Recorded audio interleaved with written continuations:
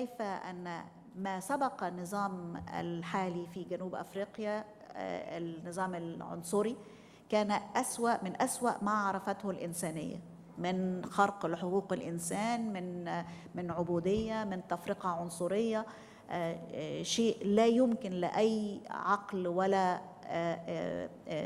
مفهوم إنساني أن يقبله. ومع ذلك استطاعت كل الأطراف في جنوب أفريقيا أن تتغلب على ذلك، أن تطوي صفحة الماضي وتتسامح وتنظر إلى الأمام. أنا أعتقد أننا في مصر الآن في حاجة إلى أن نستشرف ونتأمل تجربة جنوب أفريقيا، مع الفارق طبعا بين الوضع السابق في جنوب أفريقيا والوضع السابق في مصر. لكن أنا أتكلم من مفهوم التسامح وقبول الغير، وأيضا إعلاء المصلحة الوطنية على مشاعر الانتقام. من السهل جدا أن ينزلق الإنسان إلى شعور الانتقام والرغبة في تصفية حسابات والرغبة في الانتقام وما إلى ذلك والعودة إلى الماضي. ولكن أنا أعجبني دائما تشبيه أن الخالق سبحانه وتعالى خلق عيني الإنسان في وجهه وليس خلف رأسه، والهدف من ذلك أن تكون نظرته دائما إلى الأمام وليس إلى الخلف. ولذلك أنا أدعو كل المصريين من مختلف طوائفهم ومن مختلف انتماءاتهم سياسية ودينية ومجتمعية أن ننظر إلى الأمام، أن نعيد عجلة الإنتاج، وهذا أيضا مهم جدا، وأن نتقدم ببلدنا. لأنه أنا أتصور وأعتقد أني لست مبالغة في ذلك أن مصر تستطيع في خلال سنوات قليلة، يعني لا تتعدى السنوات 5، أن تكون في مصاف الدول الكبرى اقتصاديا وسياسيا وديمقراطيا ومجتمعيا، وأيضا تأثيرا في محيطها الإقليمي ومحيطها الدولي. أنا الحقيقة سعدت جدا جدا بالمناقشات التي تمت في هذا المؤتمر، وأيضا يعني سعدت بالتقدير الذي عبر عنه المشاركون جميعا للتجربة التونسية وللتجربة المصرية. وأنا أود هنا أيضا أن أحيي تونس على نموذج قدمته مؤخرا في تشكيل البرلمان التونسي، وأنا أرجو أن نستلهم أيضا هذه التجربة التونسية عندما تقرر في تونس أن يكون تشكيل البرلمان 50% من الرجال و50% من النساء. أعتقد أن هذا نموذج أنا أيضا أضعه أمامكم. وأنا أرى أيضا أن التمثيل النوعي الجندر زي ما بيقولوا من زميلاتي يعني شبه متوازن، بل ربما أكثر قليلا. والمنصة أيضا 50% أيضا بالمناصفة. وأنا كنت أيضا متحدثة منذ يومين في مؤتمر عن دور المرأة في التحول الديمقراطي، وكنت أقول أنني أعترض بشدة، وأكرر هذا اليوم أمامكم أنني أعترض بشدة أنني الوزيرة الوحيدة حاليا في الحكومة المصرية، وأقول أن هذا خلل واضح لا يعبر عن وضع المرأة المصرية، لأن الحكومة السابقة كانت تتضمن 4 وزيرات على مستوى عالي جدا من الكفاءة. وأنا إن شاء الله يعني بإذن الله يتم تصحيح هذا الخطأ في التشكيل الوزاري القادم. أريد أن أنهي يعني تعليقي وملاحظاتي على هذا المؤتمر بتأكيد وأني أكرر شكري وتقديري لفكرة تنظيم هذا المؤتمر. أعتقد أننا نحتاج الكثير من هذا التواصل مع تجارب العالم. أيضا يعني يحضرني، واسمحوا لي أن أقول ذلك بالإنجليزية لأنه في الواقع أريد أن يصل إلى كل المشاركين. توقفت كثيرا عند كلمة قالها أنا من المعجبين جدا والمتابعين لكل ما ذكره وقاله وسطره المناضل العظيم مارتن لوثر كينج. لأنه عندما نتحدث عن الحرية وعندما نتحدث عن الكرامة، في الواقع الكرامة هو مفهوم يشمل كل ما نتحدث عنه في هذه المؤتمرات، لأنه الكرامة هي الحقوق الإنسان، هي الحرية، هي الديمقراطية، هي العدالة الاجتماعية. احترام كرامة الإنسان في الواقع هو مفهوم يعني يشمل كل ذلك.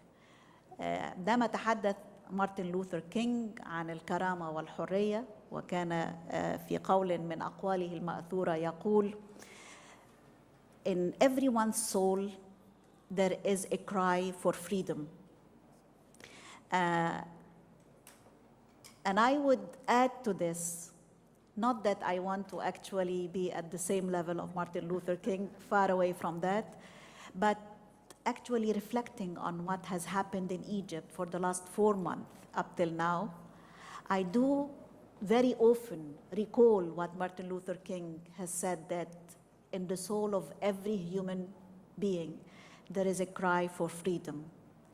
And I also remember what Thomas Friedman said after his first visit to Egypt during the revolution, a revolution that only actually took 18 days to actually cause the fall of a whole regime that lasted for 30 years.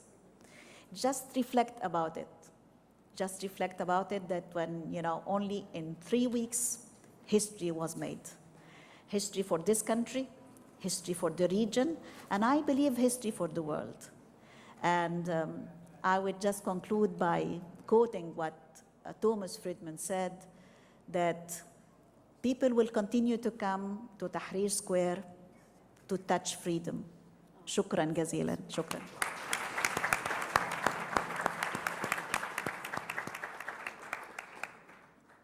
شكراً جزيلاً معالي الوزيرة على كلماتك التي نورتنا بالمعنى الروحي والفكري ومنبع الصدق فيها، أنها تأتي من قلب مشاركة لا متفرجة على الحدث. اسمحي لي واسمحوا لي جميعاً أن أطلب من سيدي الكريم معالي الوزير السيد عبد الرزاق زواري وزير الإدارة المحلية بالجمهورية التونسية. وبالمناسبة لمن لا يعرف الكثير عن معالي الوزير، سمعته في تونس، وليسمح لي بأن أكشف هذا السر الذي قاله، لأنه لم يكن في الحكومة. هو أستاذ جامعي ومفكر وأكاديمي كبير، اشتغل لفترات طويلة حتى خلال فترة القمع التي غلبت على حياة تونس للعقود الماضية، اشتغل بحرية كمفكر، وكان لديه حق الانتقال في الفضاء الأكاديمي الخاص به عندما كانت تضيق الأفق.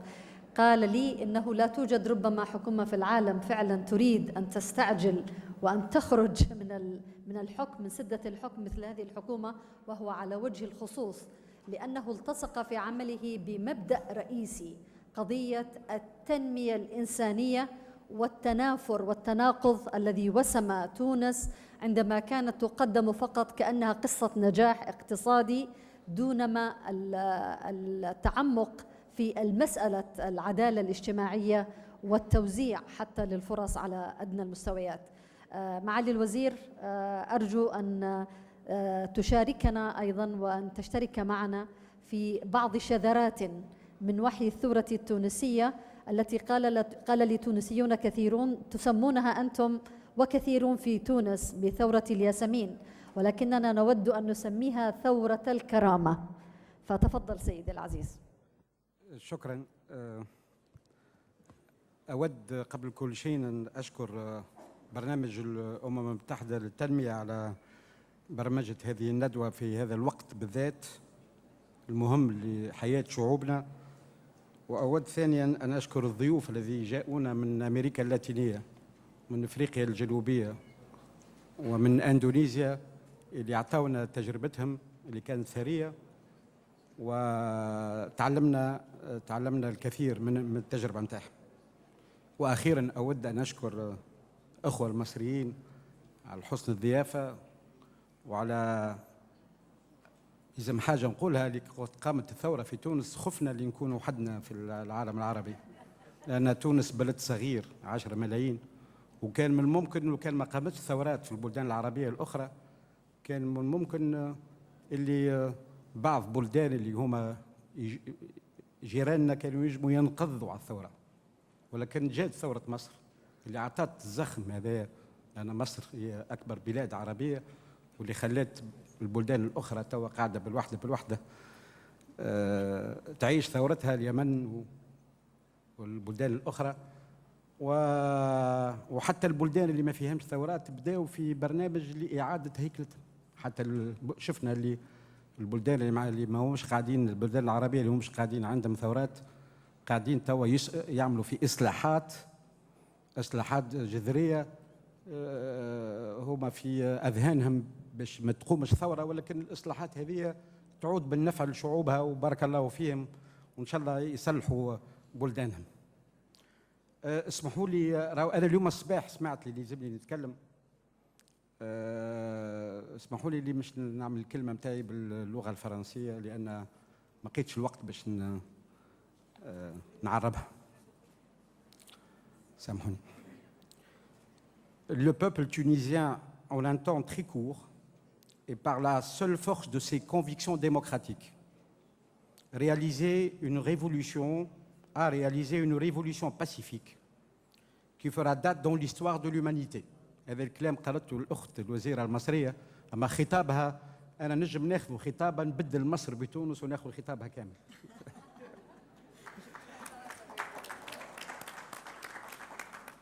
Ce peuple a ainsi lancé un profond mouvement démocratique dans le monde arabe qui pourrait bien remodeler complètement l'avenir de l'Afrique du Nord et du Moyen-Orient, mais aussi de toute la zone euro-méditerranéenne.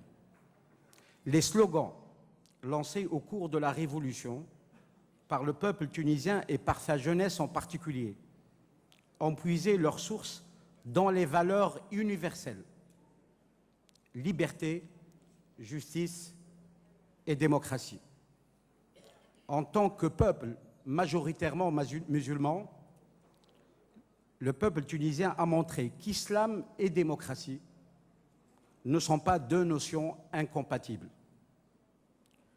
La Tunisie se retrouve aujourd'hui à un tournant de son histoire. Le pays est au seuil d'un processus de démocratisation fondamentale qui peut s'appuyer sur de grands acquis, mais qui doit également faire face à de graves dangers. Le peuple tunisien s'est engagé avec détermination dans la construction d'une société libre et d'un État fondé sur des institutions pérennes. La Tunisie possède déjà des atouts importants pour réussir cette transition.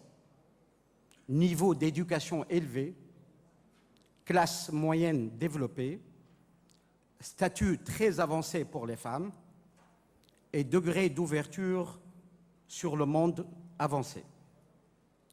En outre, la compétitivité de l'économie tunisienne, couplée à son positionnement géographique dans le bassin méditerranéen, positionne la Tunisie comme un carrefour économique majeur. Ces atouts sont en train d'être consolidés par les acquis de la révolution tunisienne. Une liberté d'expression sans entrave, un dialogue national instauré entre toutes les sensibilités politiques, ainsi qu'une parité totale sur les listes électorales entre hommes et femmes.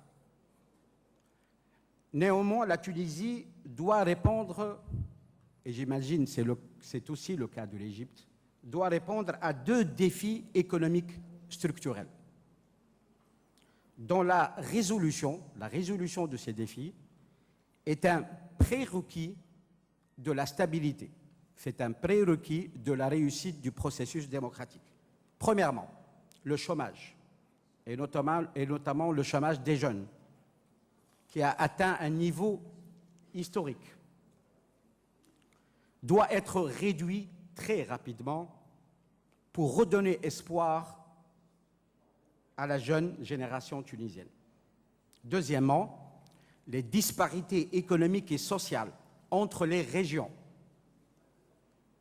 qui doivent être résorbées en encourageant une meilleure redistribution des richesses et en désenclavant les zones reculées.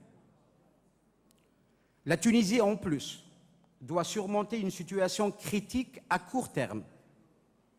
Les incertitudes nées de la transition ont un impact conjoncturel négatif sur l'économie tunisienne, avec un coût qui est estimé à 5% du PIB, le coût de la révolution.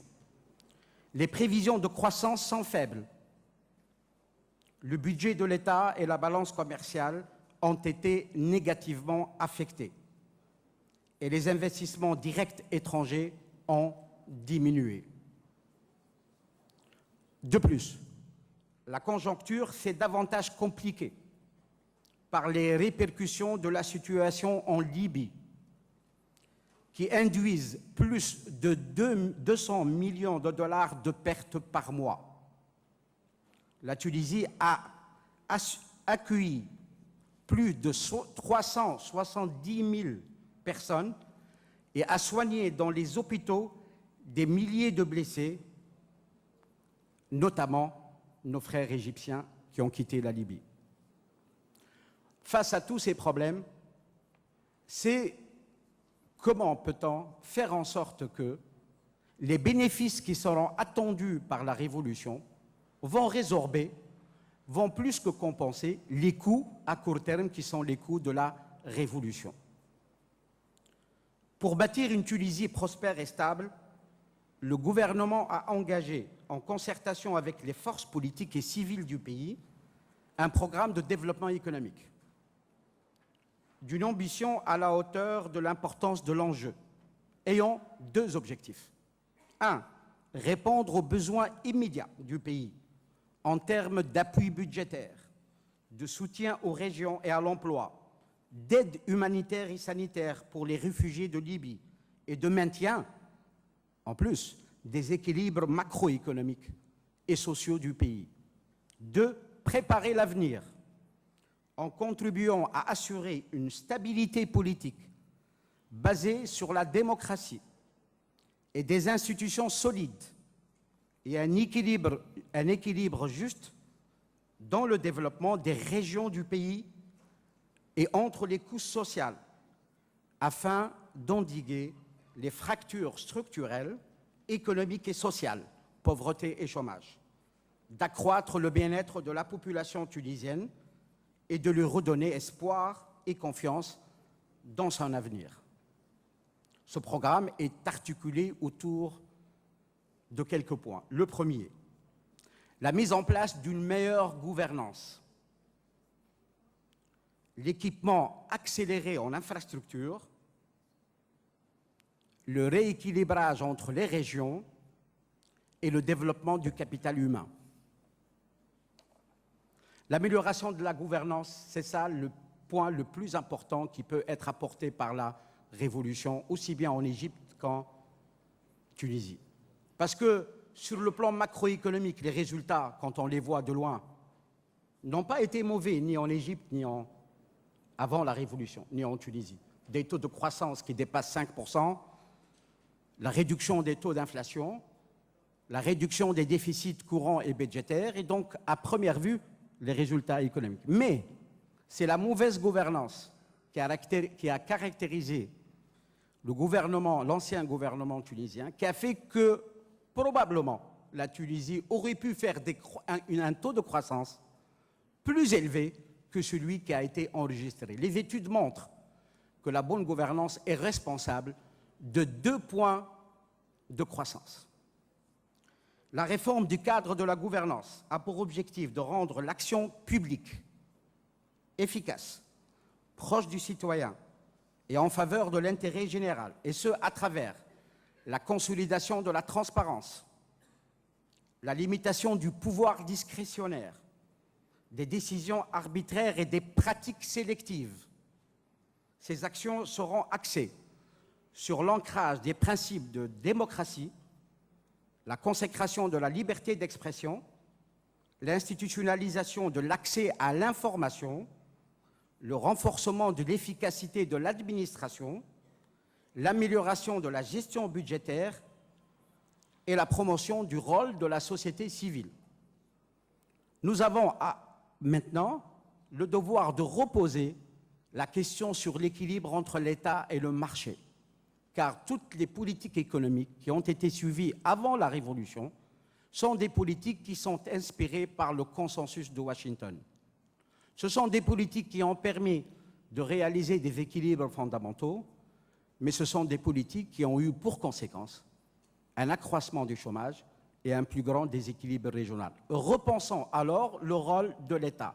L'État a plusieurs rôles à faire. Il faut redonner à l'État sa place à travers sa politique de transparence, de législative, de respect de la réglementation, à travers le financement dans les grands biens publics, les infrastructures, à travers une politique de redistribution qui doit être ciblée en faveur des plus pauvres, et enfin à partir de la politique de régulation à travers donc la politique budgétaire et la politique monétaire.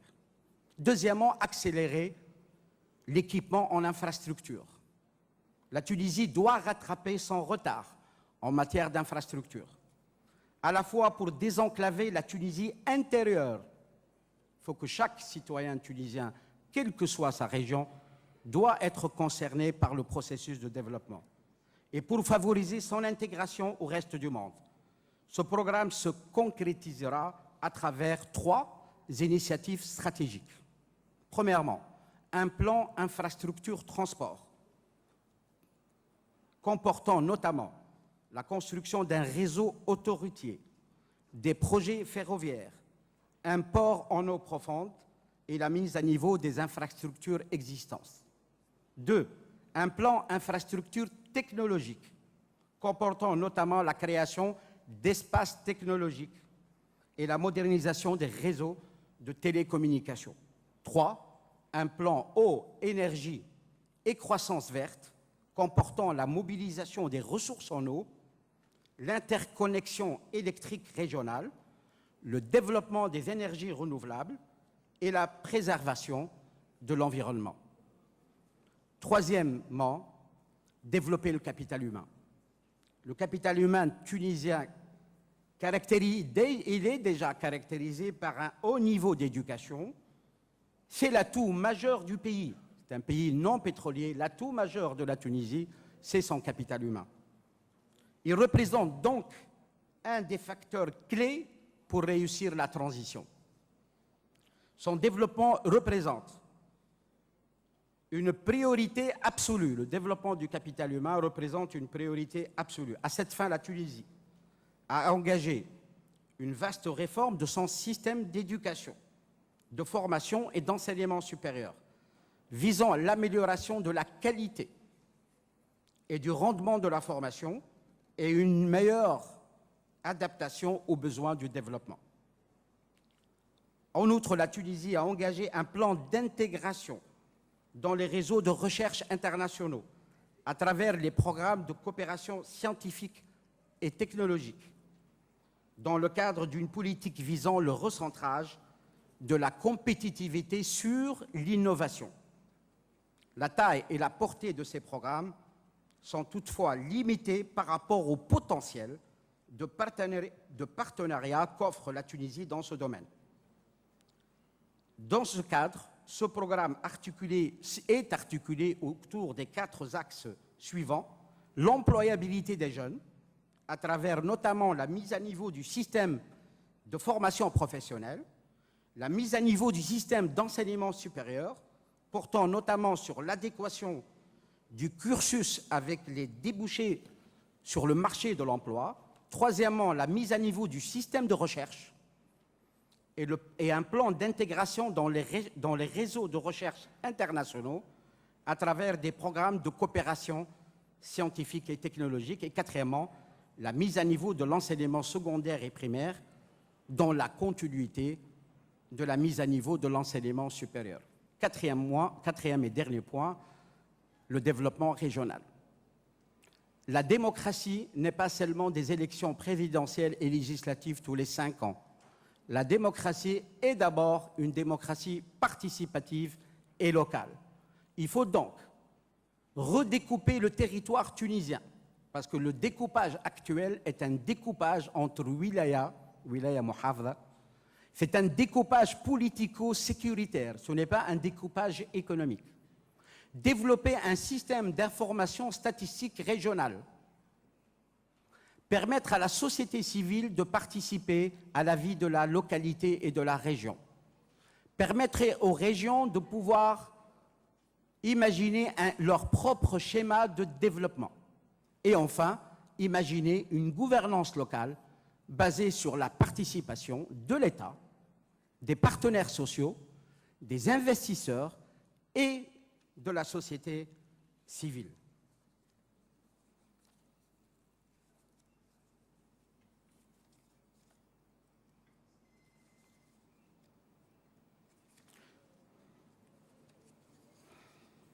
En définitive, et pour conclure mon intervention, je dirais que la révolution tunisienne, aussi bien que la révolution égyptienne, est un bien public mondial dont la défense incombe à tous les pays du monde.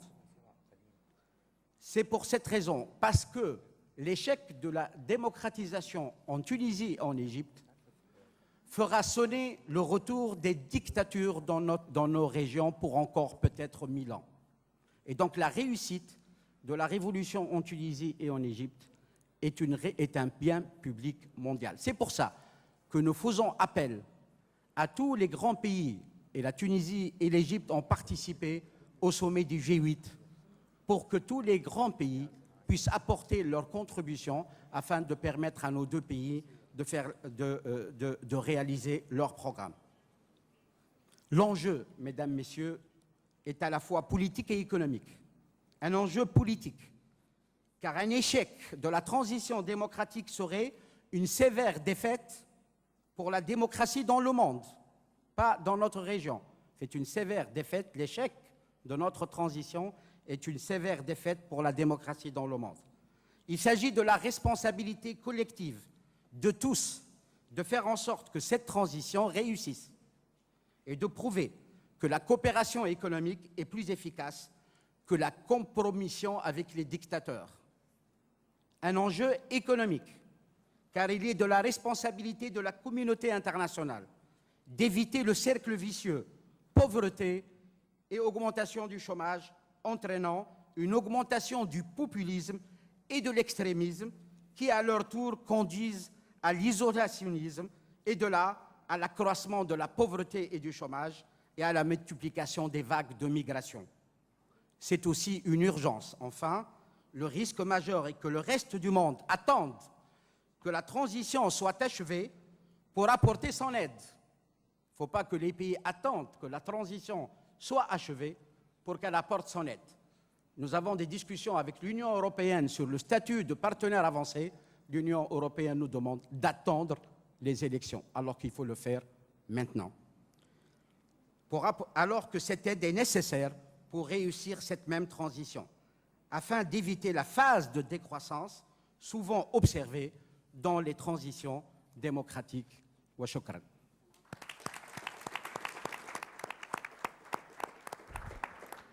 سيدي الوزير، أنا كنت أن أنوي أن عندما أختتم في كلمتي الختامية أن أورد مجمل ما دار في المناقشات، لكنك قمت بذلك لأن في هذا فعلا خط لبرنامج التحول الديمقراطي بربط أيضا التجربتين التونسية والمصرية، لأنه بالضبط عكس حقيقي لطبيعة القضايا التي يجب أن نركز عليها جميعا على مسارين متسقين، بينما نبني ونؤسس لمؤسسات نزيهة تستطيع أن تؤدي أدوارها الوطنية بشكل